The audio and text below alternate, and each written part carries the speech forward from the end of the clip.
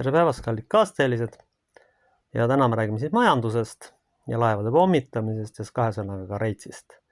Aluseks tuleb Luuke evangeeliumi 13. peatükis salmid 6-9. Ja Jeesus rääkis selle tähendamissõna. Ühel inimesel oli viigipuu istutatud viinamäele ja tuli sellelt vilja otsima, ent ei leidnud.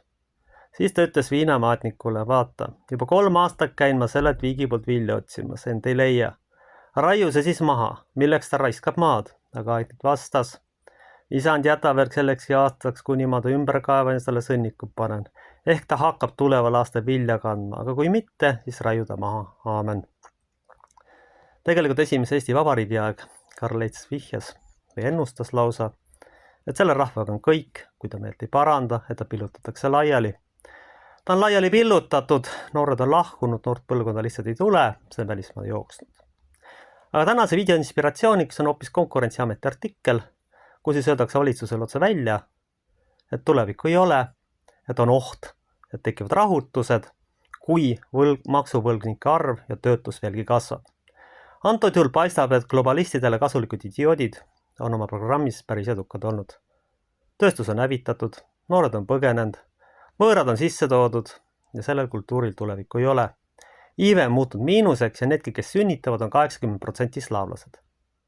Me oleme jõudnud sinnamaani, kus eestlased tegelikult on sisuliselt jäänud vähemusrahvuseks oma maal. Ametlikus statistikas muidugi seda ei kajastata, aga ütlen veel kord, me ei tea, kui palju tegelikult siia ukrainlasi ja muid võõrad on sisse toodud ja arvestades, et sündimuses on ülekaalu slaavi inimesed, siis eesti geen kui selline on kadumas. Laiali pillutatud on palju saanud, sellepärast, et keegi vastu ei hakka, keegi oma maa ees seisa, kõik jooksevad kuskile välismaale, selle asemel need globalistidele kasulikud idioodid Toompeal kukutada. Üldiselt on probleem selles, et vaatasin netis ka, et vennad tulid küll jalgpalliks kokku, aga Toompea vastu ei taha minna.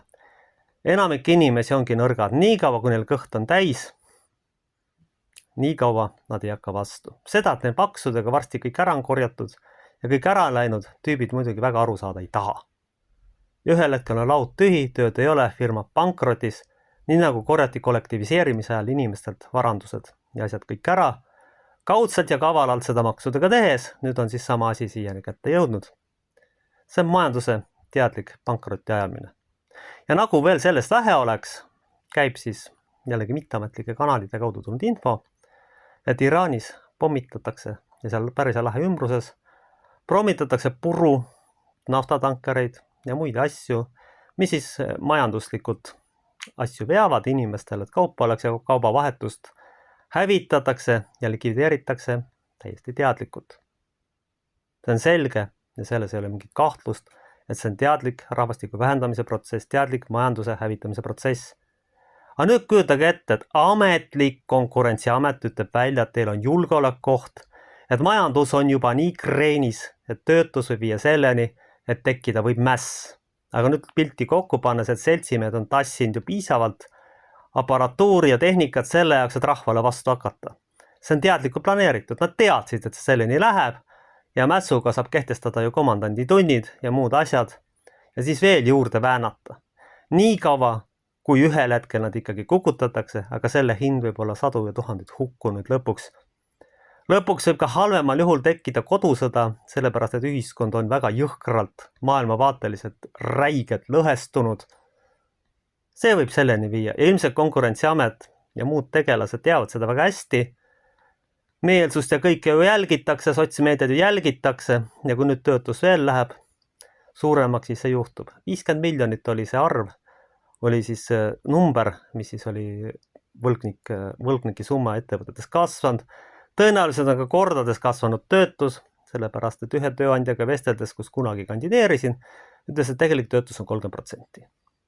Enamik inimesi ju ei lähe enam registreerima ennast ju töötukassasse, seda on lootuse tegelikult kaotanud. 2 varianti, kas hakkab jooma või jookseb välismaale.